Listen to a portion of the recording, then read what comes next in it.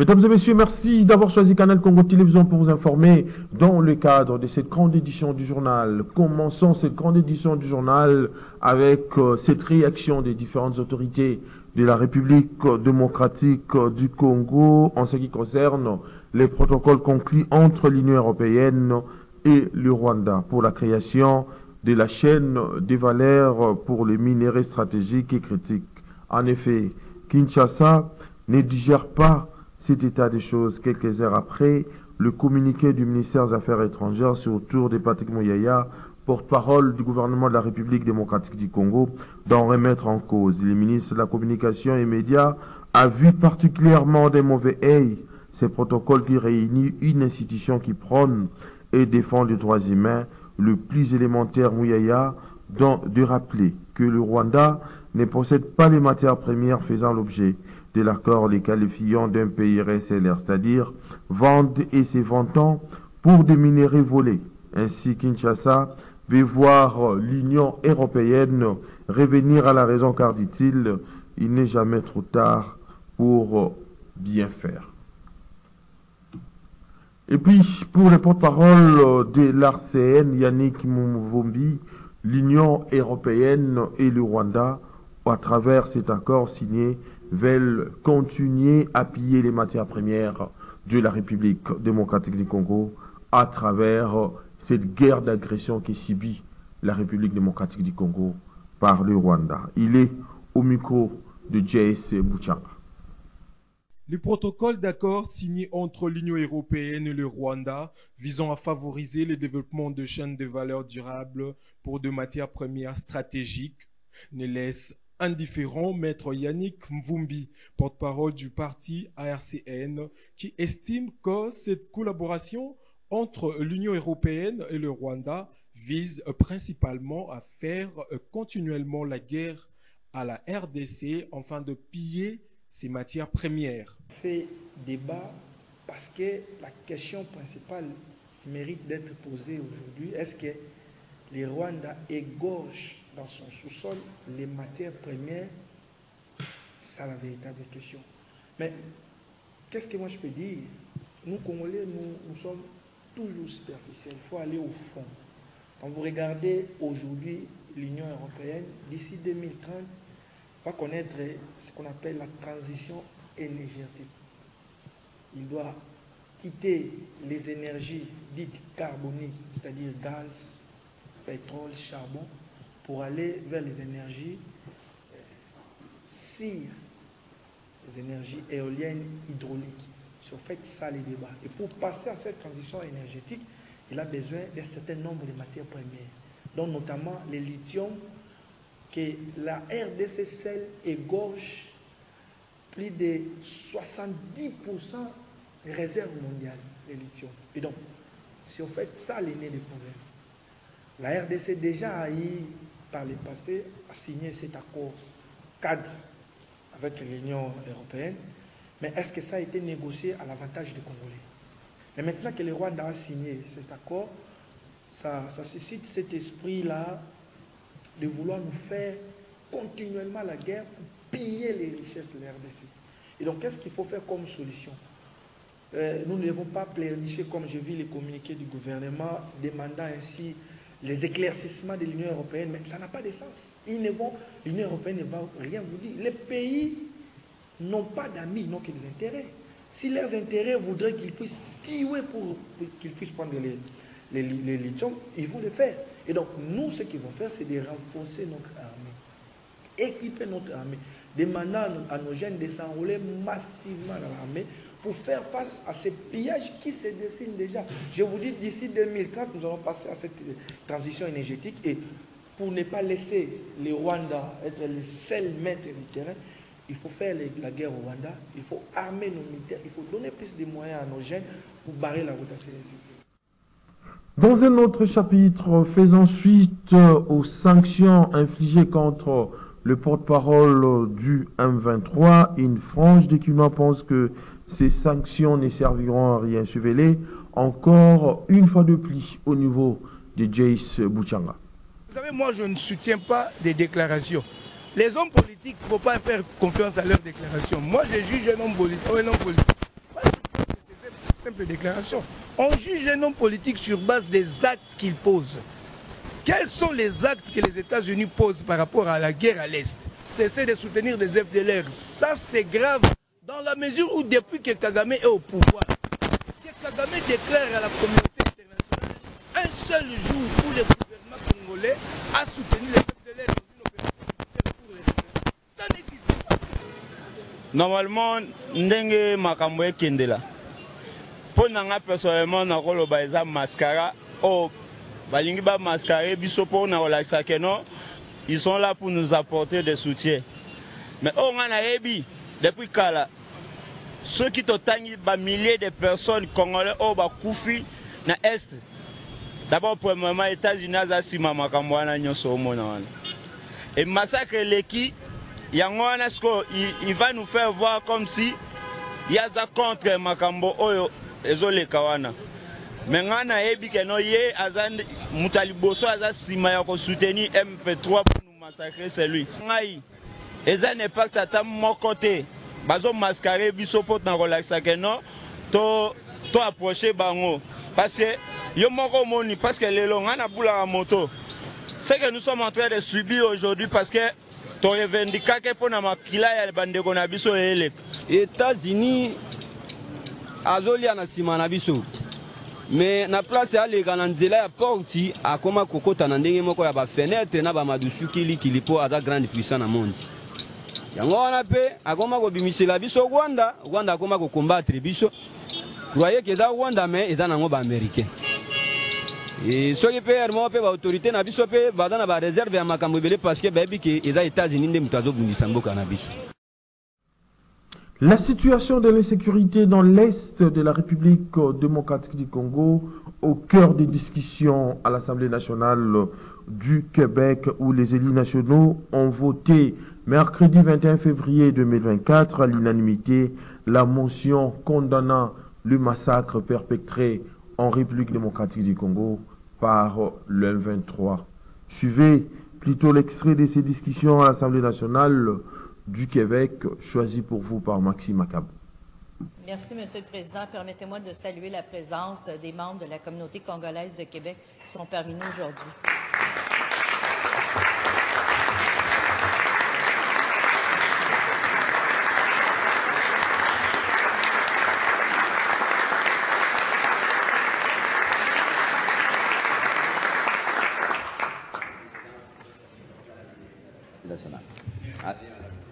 Depuis 1996, la République démocratique du Congo, et plus particulièrement les régions de l'Est du pays, subissent un conflit armé permanent, pour lequel ce sont les populations civiles qui en paient au jour le jour les conséquences. 8 millions de morts depuis 1994, plus de 750 000 personnes déplacées, des centaines de milliers d'orphelins, de filles et de femmes violées. Le Congo-Kinshasa est en proie à un drame humanitaire et sanitaire. Mais c'est l'histoire d'un massacre qui intéresse malheureusement trop peu. Ce conflit dramatique provoque des déplacements forcés des populations, des viols de masse, des pillages et la détérioration des liens intercommunautaires. Tout ça dans le silence de la communauté internationale. Ce matin, notre motion vise à mettre au jour ce conflit. Nous demandons au gouvernement québécois, canadien et à la communauté internationale de s'impliquer davantage dans la recherche d'une solution définitive à cette crise qui paraît sans fin. Il faut que l'on agisse pour la protection des civils, mais aussi pour imposer la paix et désarmer les groupes armés et arrêter le viol comme arme de guerre. Les enfants et les femmes portent l'avenir de ce pays. Sortons du silence, agissons pour que cesse ce massacre.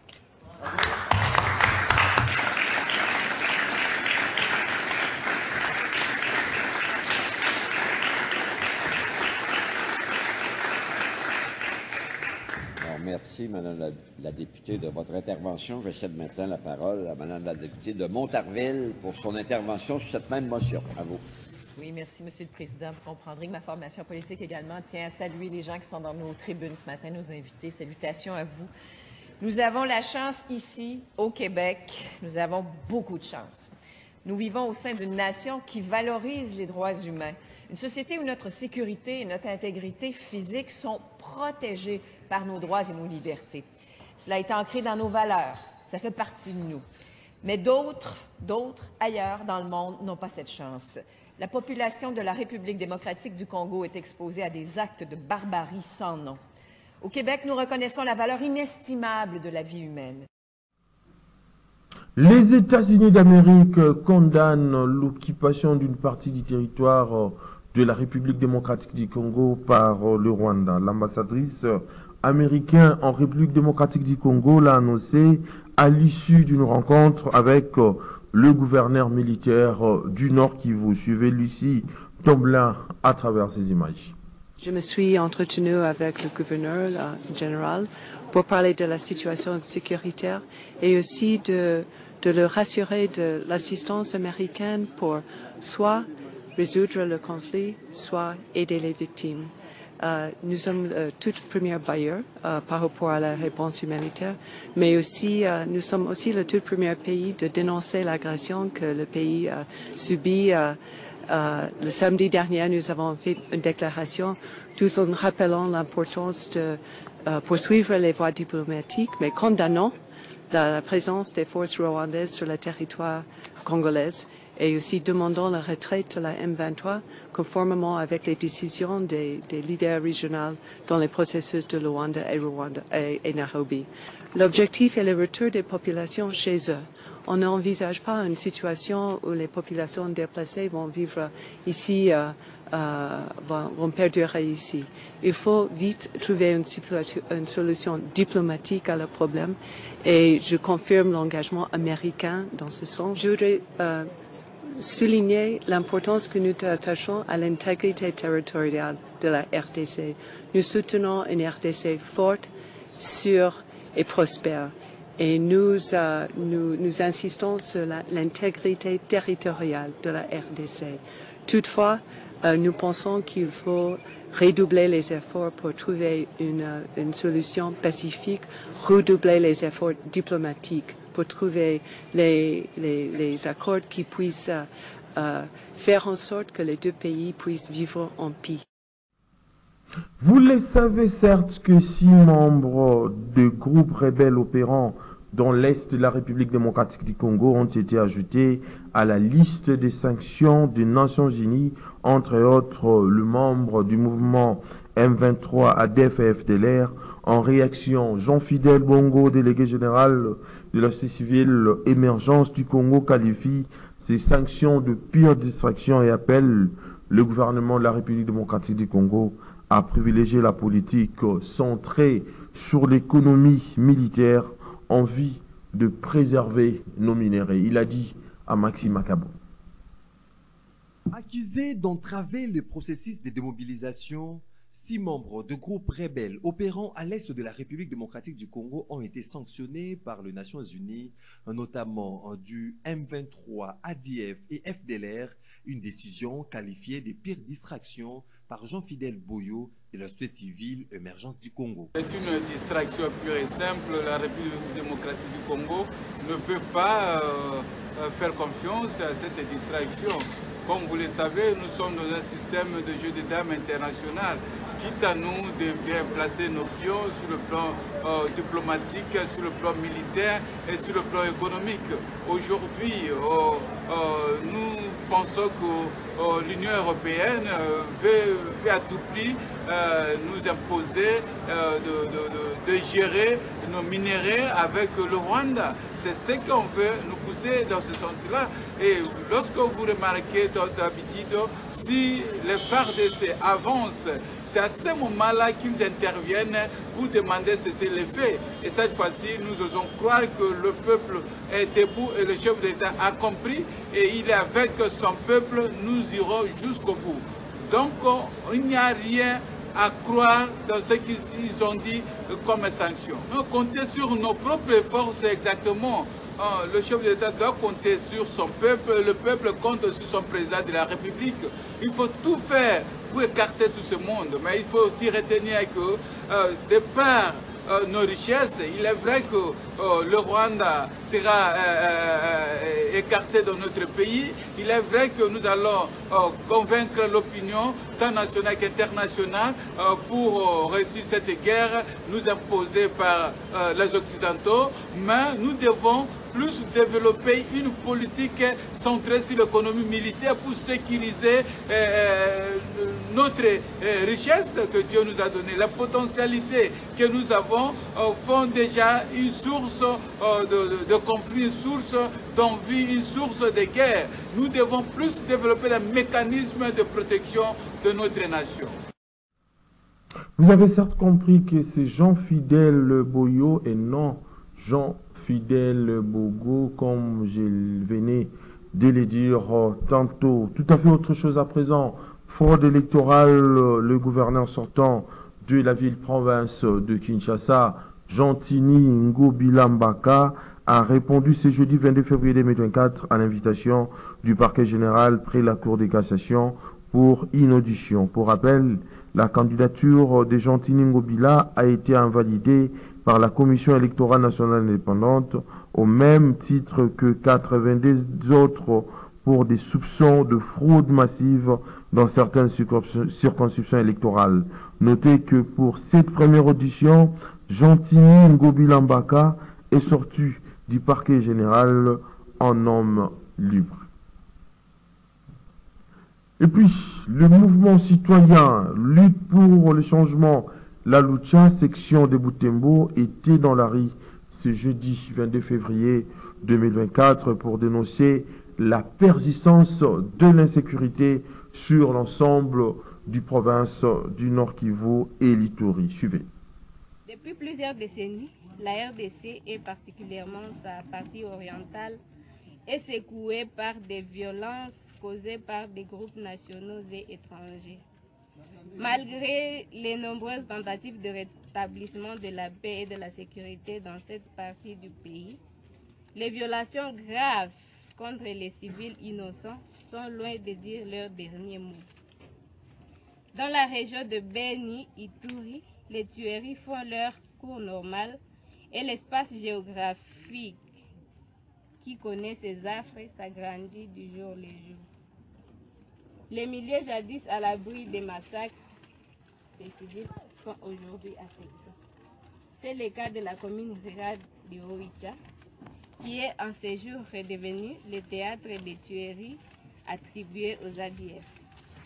Notons que ces massacres continuent malgré la militarisation de la zone et surtout en dépit de la mesure exceptionnelle de l'état de siège instauré par le président Tshisekedi depuis mai 2021, laquelle mesure a prouvé ses limites comme stratégie de sécurisation des provinces du Nord Kivu et Ituri. Les limites de cette ne sont pas visibles seulement dans la région de Beni Ituri, où les civils sont tués, kidnappés et violés chaque jour par les ADF, à côté de plusieurs maisons pillées, incendiées et plusieurs autres dégâts matériels. Mais elle a aussi prouvé ses limites dans la région de Rutshuru et ailleurs, où les terroristes du M23 ont ressurgi depuis fin 2021 et non seulement ont gagné du terrain, mais aussi ils commettent de graves violations des droits humains. À ce jour, ces terroristes, de leur côté, pillent des biens des populations, kidnappent et violent, tracassent et tuent la population civile dans les zones sous leur contrôle. Des cas illustratifs sont nombreux. Restons toujours dans ce chapitre ayant trait à l'insécurité en République démocratique du Congo, surtout dans sa partie orientale, pour vous dire que l'administrateur militaire de l'Ituri condamne fermement le non-respect des actes d'engagement de paix par certains groupes armés qui continuent de tuer le paisible citoyen. Dans un communiqué officiel rendu public, lu par le porte-parole de l'armée et du gouverneur militaire de l'Ituri, l'autorité provinciale, le lieutenant-général Luboya Kachama, Johnny, met en garde ces groupes armés réfractaires au processus de paix et de cesser de s'entretuer tout en rassurant la population pour sa sécurité. Jules Ngongo, les porte-parole de l'armée en Ituri, et donc au micro de Joël Kamambou, notre correspondant sur place. Chers compatriotes, l'administration militaire a fait un constat amer ces derniers temps par rapport à la reprise des attaques par les groupes armés émaillées de représailles, des actions et réactions signalées dans certains coins isolés du territoire de Djoub, où l'on enregistre beaucoup de morts de part et d'autre des deux groupes armés rivaux, Codeco et Zaïre, du fait que leurs affrontements répétitifs font l'objet de dégâts collatéraux dans la population innocente. À cet effet, nous exhortons ces jeunes porteurs d'armes, miliciens à connotation communautaire, signataires d'actes d'engagement, de cessation des hostilités, ayant répondu à l'appel du chef de l'État, commandant suprême des forces armées et de la police nationale congolaise, Félix Tshisekedi Tshilombo, pour le retour de la paix, de cesser de vous entretuer à cause des intérêts inavoués sans le lendemain, en vous débarrassant de politiciens véreux qui vous manipulent à volonté à la quête de leur positionnement politique. Aussi, nous vous conseillons de ne pas vous faire justice en laissant l'État congolais seul le monopole de force et de rendre justice. Face à cette situation déplorable, pendant plusieurs années, nous vous posons cette question qui vous interpelle. Depuis que vous avez commencé à vous entretuer, qu'avez-vous gagné dans cette sale besogne? Par conséquent, nous vous réitérons le même message, vous recommandant de cesser de vous entretuer, parce que ces tueries à grande échelle ne profitent qu'à l'ennemi. Nous vous rassurons que cette situation est prise au sérieux par le commandant des opérations, gouverneur militaire, lieutenant-général Luboya Nkashama Johnny, qui prend à bras le corps la sécurité de la population et ce bien en vue de mettre de l'ordre où les troubles sont signalés. Fait à Bunia, le 21 janvier 2024, Luboya Nkashama Johnny, lieutenant-général. Tout à fait autre chose à présent. Le président du bureau provisoire de l'Assemblée nationale, Christophe Mbosso Kodiapwanga, a procédé ce jeudi 22 février 2024 à l'installation du bureau de la commission spéciale en charge de l'élaboration du règlement d'ordre intérieur de l'Assemblée nationale congolaise. Constitué de 5 membres, ce bureau sera donc piloté par le professeur Jean Joly et Sengetele, qui sera secondé par le député national Ogi Kalonji Geneviève Inagossi et l'honorable Baoulou. Suivez. La commission spéciale chargée de travailler sur le règlement intérieur vient d'être installée. Les grandes orientations, c'est lesquelles? Nous avons un règlement intérieur de l'ancienne législature. Mais non, si les honorables députés trouvent qu'il y a des dispositions qu'il faut clarifier, ils vont les faire. Les dispositions qui doivent être maintenues doivent l'être. Et s'il n'y a rien, il n'y a rien à recommander à faire. Ils vont examiner ça en apportant un peu plus de clarité, en définissant clairement les missions révolues à l'Assemblée nationale. Donc il y a des choses qui peuvent être faites avec les contextes politiques national et international. Les missions de l'Assemblée ont pris une autre dimension. C'est tout ça qui doit être prévu dans les règlements intérieurs. Je prends l'exemple, la notion de représentation.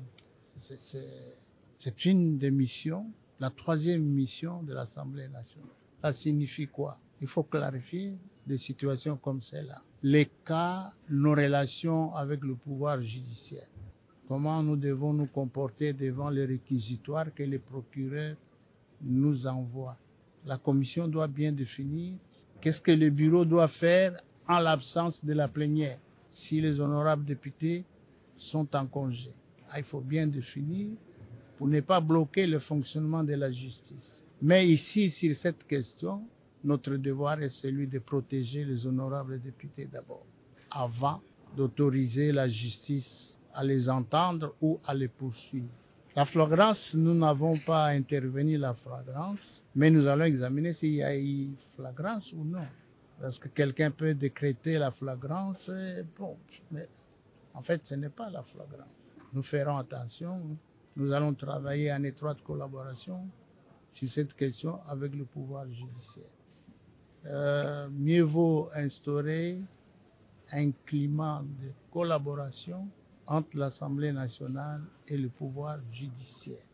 C'est tout ce que je viens d'expliquer aux collègues pour leur donner de nouvelles missions qui incombent aujourd'hui à l'Assemblée nationale. On doit bien les définir.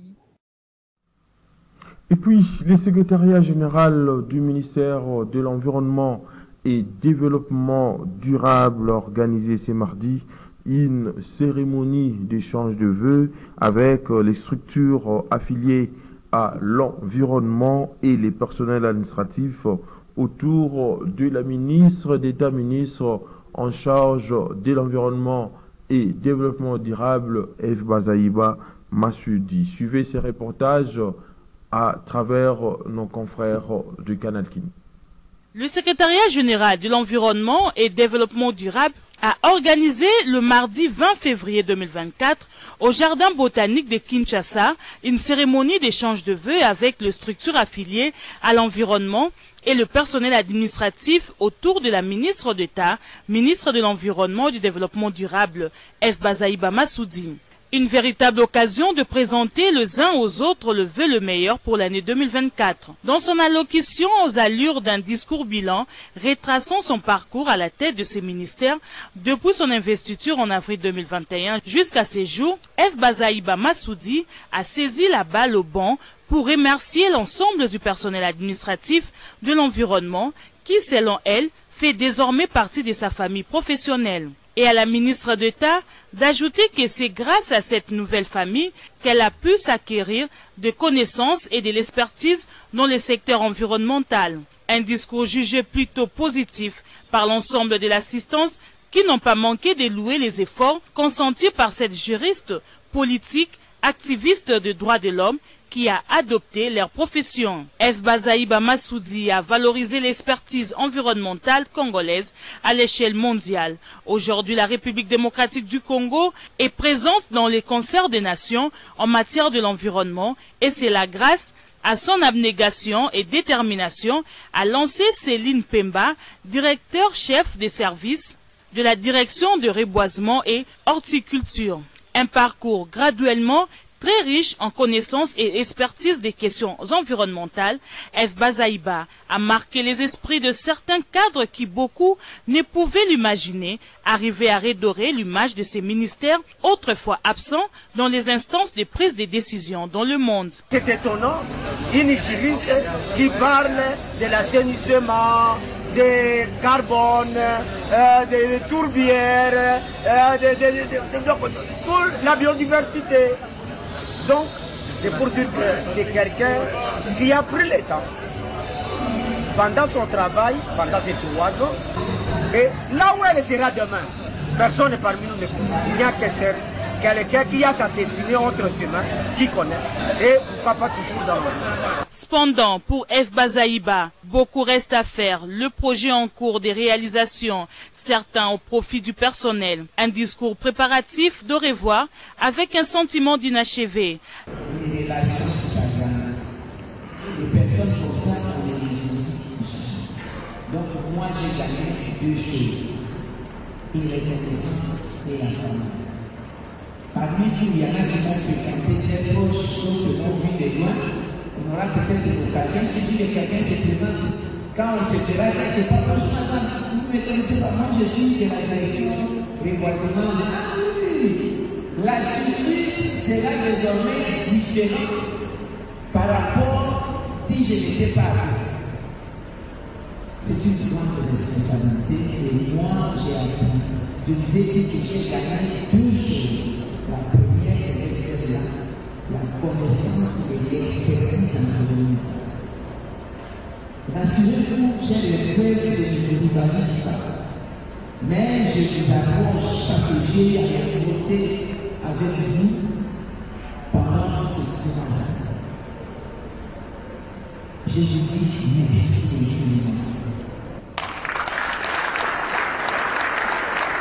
La cérémonie s'est poursuivie par un échange de poignées de main entre la ministre d'État, ministre de l'Environnement et du Développement durable F. Bazaïba et les directeurs généraux, les représentants des agences de l'environnement et cadres, suivis d'une photo des familles et enfin un cocktail à la pelouse du jardin botanique de Kinshasa. Célébration ce jeudi 22 février 2024 de la journée mondiale du scoutisme. À cette occasion, Dorcas Vani a approché le curé de la paroisse Saint-Jean-Baptiste de Bumbu, Rigobert Mouyoka, qui en effet revient sur le vrai raison du scoutisme dans le monde. Suivez.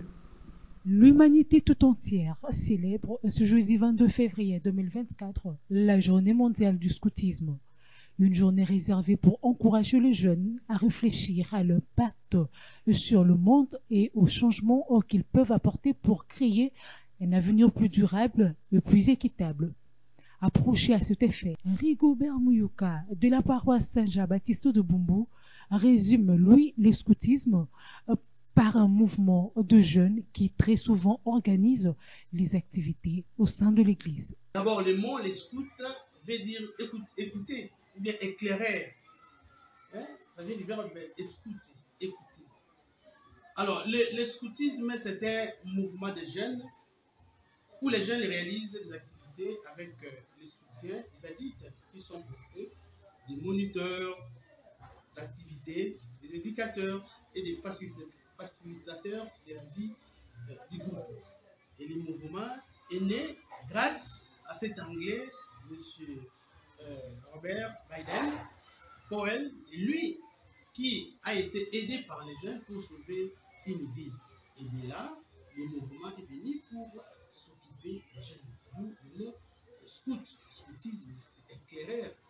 Voilà l'origine de ces mots scout. D'abord, a pour mission de contribuer à l'éducation des jeunes afin de participer à la construction d'un monde meilleur, peuplé des personnes épanouies, n'est-ce pas, prêtes à jouer un rôle constructif dans la société.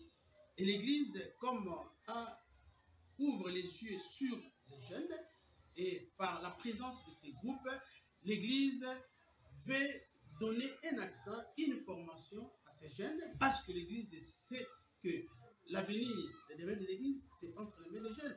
Alors ces jeunes doivent déjà être formés dans leur conscience, dans leur morale et dans leur physique aussi, pour que demain, ils puissent prendre des responsabilités. En santé, une augmentation de cas d'hypertension artérielle observée dans la ville-province de Kinshasa. Les statistiques fournies par le Programme national de lutte contre les maladies cardiovasculaires confirment ces tendances haussières. Ainsi, les spécialistes recommandent le dépistage précoce et une bonne hygiène de vie. Suivez cet élément.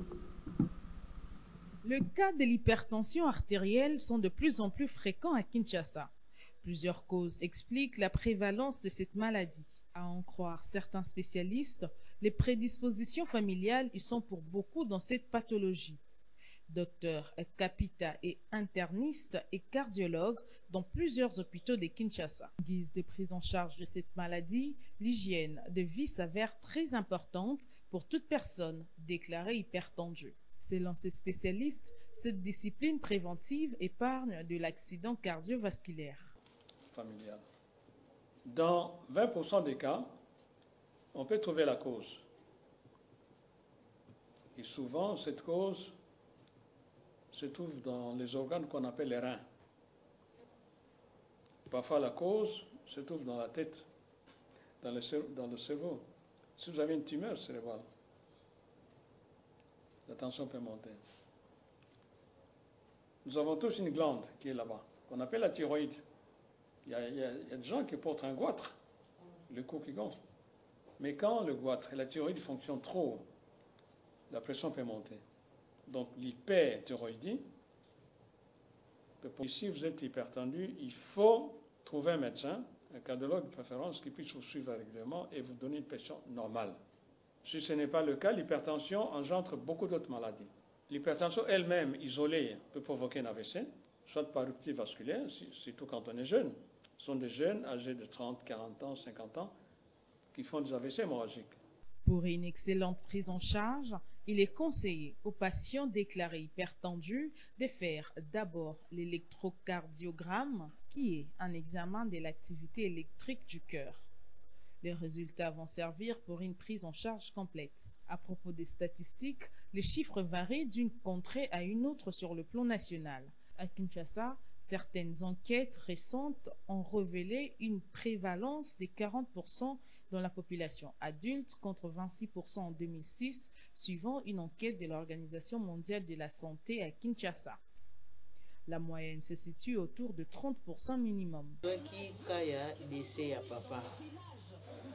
Après une année, décès ya maman. Alors on a un choc ezalaki wana donc moyen akoka ko supporter te. Tension ezalaki kozala nango na se. Ezalaki nango ko manifester mais ezalaki nango na se mais na ndenge na ko kutana ba choc wana yeko matisa tension tine ko koma na ba niveau ya ba 18. Pour enrayer cette maladie, la population est invitée à observer une bonne hygiène de vie. Outre la prévention, il faut aussi un dépistage précoce. Le président de l'ASPEL, Moïse Kabongo, a effectué le week-end dernier les travaux d'assainissement et curage de caniveaux au quartier Kingabon Somla dans la commune de Limete en vue de rendre libre cette partie du territoire ou de la capitale de la République démocratique du Congo. Junior Bolafa. Soucieux de rendre salubre leur commune délimitée, que les jeunes du quartier Kingabwa, à travers Tosuko Lamboka, ont amorcé ce vendredi dernier au quartier Kingabwa, commune délimitée, les travaux de curage des caniveaux de la route Lumumba. Une action appréciée par les habitants environnants.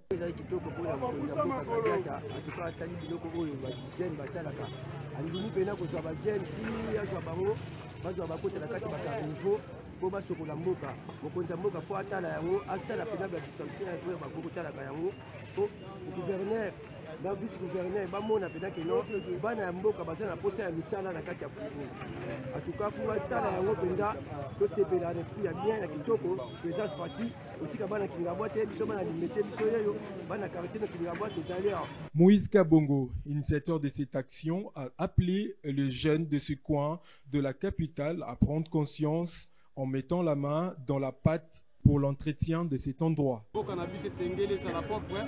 l'État aya, biso moko pe tozali l'État, oto ko kotia implice na maboko na kati oto moni te esika ezali bosoto etanke esika wana biso moko tozopema basi pe bana biso bazosa maladi.